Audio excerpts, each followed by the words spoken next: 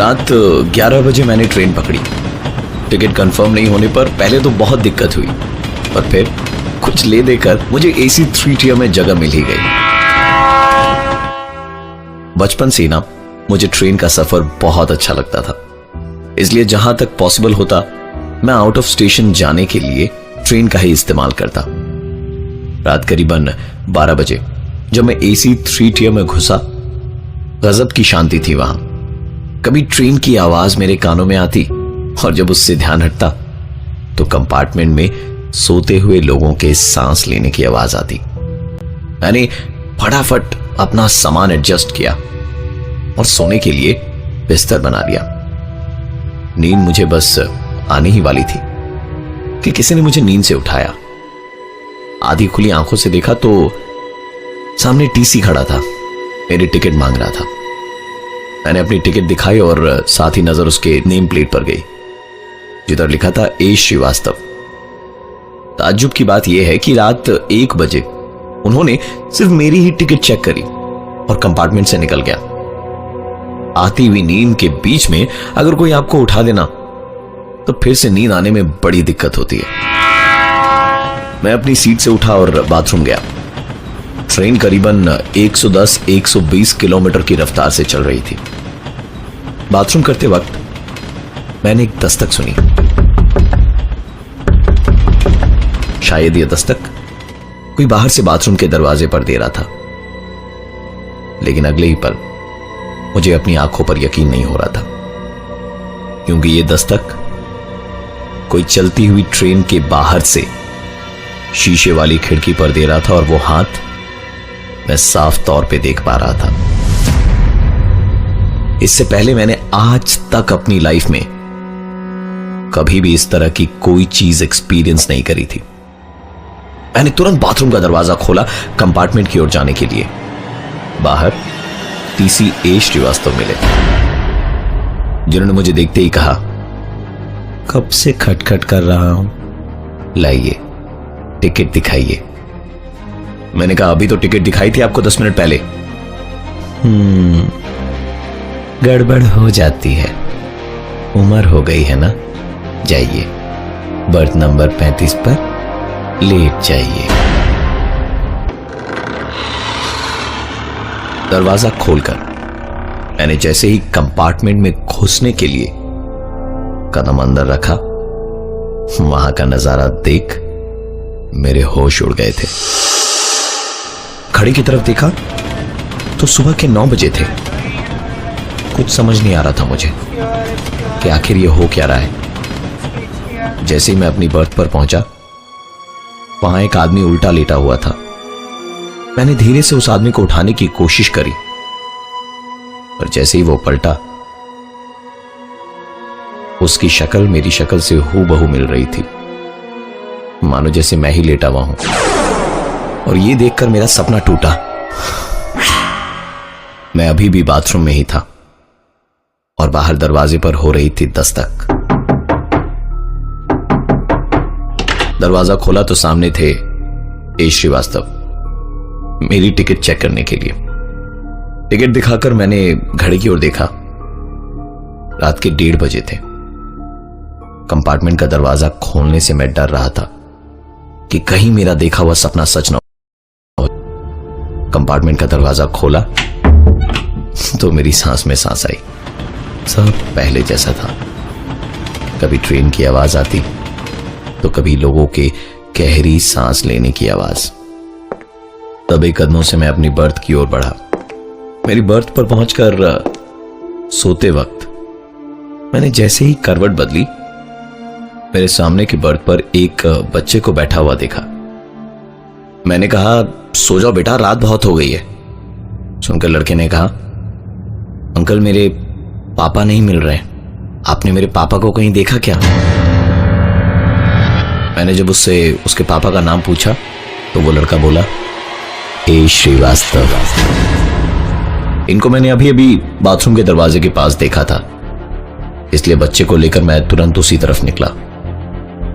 लेकिन तब तक वो शायद किसी और कंपार्टमेंट में टिकट चेक करने चले गए थे। बच्चे ने कहा, अंकल मुझे बहुत जोर टॉयलेट लगी है, आप प्लीज 2 मिनट रुकिए ना। इतना कहकर वो बाथरूम के अंदर चला गया और मैं बाहर रुका रहा 5 मिनट तक। जब वो बाहर नहीं आया तो इस बार मैंने दरवाजे पर दस्तक देना शुरू किया। दरवाजा खोलने पर अंदर से बच्चा नहीं, टीसी ए श्रीवास्तव निकला। उसे देखते ही मैं समझ गया था कि गड़बड़ क्या है और मैं अपनी बर्थ की ओर भागा, जहां वो बच्चा बैठा हुआ था जिसको मैंने अभी अभी बाथरूम के दरवाजे के अंदर छोड़ा था। एक तरफ ये बच्चा और दूसरी तरफ ए श्रीवास्तव। गला सूख रहा था, पसीना आ रहा था, पूरी ताकत लगाकर चिल्लाना चाहता था पर गले से आवाज नहीं निकल पा रही थी। ऐसा लग रहा था मानो जैसे कोई मुझे जोर जोर से हिला रहा हो। आंख खुली तो ये कोई और नहीं, मेरी बीवी थी और मैं अपने घर में ही था, किसी ट्रेन में नहीं। मैंने जो कुछ भी देखा वो बस मेरा सपना था। मैं और मेरी बीवी मेरे इस सपने की बात कर ही रहे थे कि मेरे 4 साल के बेटे की नींद टूटी। मैं उसे बाथरूम ले गया और बाहर खड़े खड़े अपने सपने के बारे में सोचते हुए 10 मिनट कब निकल गए पता ही नहीं चला। इस बीच मेरा ध्यान ही हट गया था कि मेरा बेटा बाथरूम के अंदर है। जैसे ही मुझे ध्यान आया मैंने दरवाजे को खटखटाना शुरू किया, लेकिन मेरा बेटा अंदर से कोई जवाब नहीं दे रहा था। मैंने और जोर जोर से दरवाजे को खटखटाना शुरू किया और इसी खटखट से मेरी नींद टूटी और देखा तो पाया कि मैं घर पर नहीं, ट्रेन में ही था।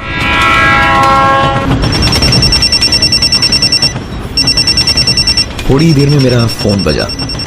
देखा तो फोन मेरे घर से था। जब मैंने उठाया तो दूसरी तरफ से सिर्फ रोने की आवाजें आ रही थी। ये मेरी बीवी की आवाज थी। मैं चिल्ला चिल्ला कर उससे पूछ रहा था कि तुम क्यों रो रही हो, आखिर हुआ क्या है।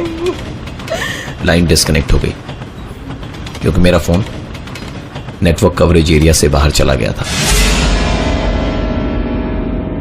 मैं बार बार उसे फोन मिलाने की कोशिश कर रहा था पर फोन लग ही नहीं रहा था क्योंकि नेटवर्क था ही नहीं। इधर मैं ऑलरेडी बहुत परेशान था और दूसरी परेशानी मेरे ठीक बगल में खड़ी थी और मुझसे पूछ रही थी, अंकल मेरे पापा मिले या नहीं। अब की बार मुझसे रहा नहीं गया और मैं चीख पड़ा उस पे, मर गया तेरा बाप, कब से परेशान करके रखा है, कभी इधर तो कभी उधर, कभी उधर तो कभी इधर, तेरा टिकट चेक नहीं किया तेरे बाप ने। तभी पीछे से आवाज आई, मैं ही हूं इसका बाप, ए श्रीवास्तव। आपने बुलाया मुझे, लाइए टिकट दिखाइए। आपने मेरे पापा टिकट दिखाइए, आपने मेरे पापा टिकट दिखाइए, आपने मेरे टिकट पापा दिखाइए, पापा टिकट पापा दिखाइए, आपने मेरे टिकट पापा टिकट पापा टिकट, आपने मेरे टिकट पापा टिकट पापा टिकट पापा टिकट पापा। आंख खोली तो शाम के 6 बज रहे थे। मुझे 2 घंटे में स्टेशन पहुंचना था। दरअसल मेरे साथ ये जितने भी हादसे हुए वो सब मेरे सपने के अंदर एक सपना था, एक ऐसा सपना जो मुझे सच लग रहा था। स्टेशन पहुंचा तो ट्रेन प्लेटफॉर्म पर लग चुकी थी पर मेरा कंपार्टमेंट मुझे नहीं मिल रहा था। मैंने टीसी से पूछा तो वो बोले टिकट दिखाइए। नजर नेम प्लेट पर गई तो नाम लिखा था ए श्रीवास्तव। अपने सपने को अपनी आंखों के सामने देखकर वही इंसान, वही चेहरा, वही नेम प्लेट, ए श्रीवास्तव, मुझे लगा कुछ ना कुछ कहीं ना कहीं जरूर गलत है। इसलिए मैंने तुरंत अपनी टिकट अपने पॉकेट में डाली और वापस घर के लिए निकल लिया। पूरी रात इस कश्मकश में निकल गई कि आखिरकार ये हुआ क्या था। जाना बहुत जरूरी था इसलिए मैंने अगले ही दिन फ्लाइट के टिकट्स बुक कराए। एयरपोर्ट के वेटिंग लाउंज में बैठा अखबार पढ़ ही रहा था कि टीवी पर आती एक खबर की तरफ मेरा ध्यान गया। हावड़ा स्टेशन से मुंबई जाने के लिए 10:40 पर रवाना हुई थी और रात 1:30 बजे रेलवे ट्रैक पर धमाके के बाद ट्रेन के 13 डिब्बे पटरी से उतर गए और नजदीकी ट्रैक से गुजर रही मालगाड़ी से ये गाड़ी टकरा गई। नीचे स्क्रोल में मरने वालों के नाम में एक नाम एच श्रीवास्तव का भी था और जर्नलिस्ट एक बच्चे का इंटरव्यू ले रहे थे जिसके पापा कहीं खो गए थे। ये उसी ट्रेन के एक्सीडेंट की खबर थी जिससे कल रात वो सफर करने वाला था। लाइए टिकट दिखाइए।